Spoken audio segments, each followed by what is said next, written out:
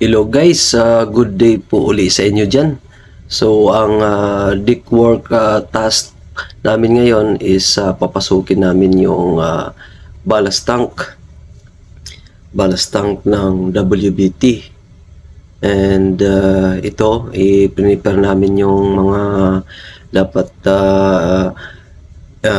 i-prepare, kailangan namin just in case na magkaroon ng casualty o emergency. Naka-ready na yung mga emergency equipment kagaya ng tripod, mga lifting equipment, harness, at saka mga BA, mga breathing apparatus, para pag in case magkaroon ng emergency or casualty sa papasok, naka-ready na yung mga gamit at hindi na kukonsumo pa ng mahabang oras para lang mag-prepare. So guys, before tayo mag-entry ng mga enclosed space, mga confined space, mayroon po tayong sinasabi dyan guys na free entry checklist. Ito yung sinasabing risk assessment checklist.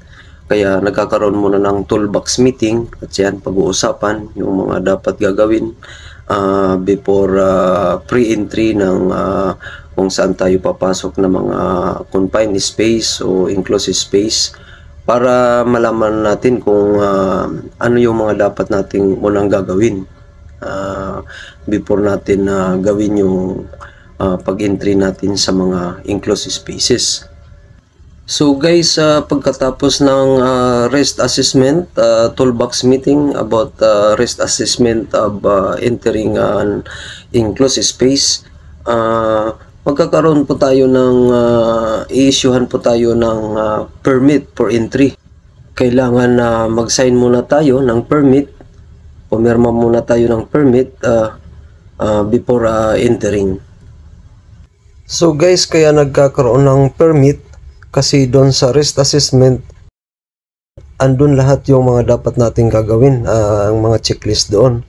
Lahat ng mga pre-entry checklist is gagawin muna bago tayo mapapasok sa mga tangke.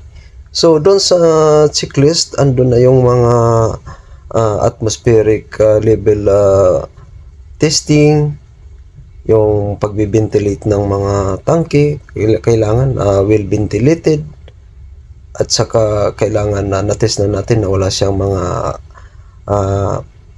toxic gases sa mga tangke bago tayo mag-entry. So guys, andito na ako sa tank, nakapasok na ako. Before ako nag-entry, chinik ko muna yung gas detector natin. Is normal naman yung atmospheric level niya is nasa 20.9. Yun ang pinaka-normal talaga na oxygen level. So far safe naman, kaya okay na, pwede na tayo dito makapag-inspection sa loob. Ayan, may isa pa kaming tube dyan, papunta yan diretso doon sa may straight ladder, papunta sa may double bottom. Kailangan kasi while nasa loob tayo ng tank is continue pa rin yung ventilation natin, kasi time to time pwedeng magbago yung atmospheric level natin para mapanatili natin yung normal na oxygen 20.9. So guys, pag bababa tayo sa tank, kailangan may baon din tayong portable gas detector just in case. Yung gas detector, pagka may ma-detect siya sa loob ng tangke na medyo mababa yung low level ng oxygen, or may ma-detect siyang toxic gas, mag-a-alarm po yan. So pag nag-alarm na yung gas detector natin, automatically immediately evacuate na tayo kagad. So guys, itong tank inspection namin is required po ito as per our company. Lalo na ngayon na nalalapit na yung visit namin sa shipyard, kailangan na ma-inspection yung mga tangke para makita kung ano ang mga kailangan ma-rectify. So far okay naman, okay, halos okay pa yung tangke.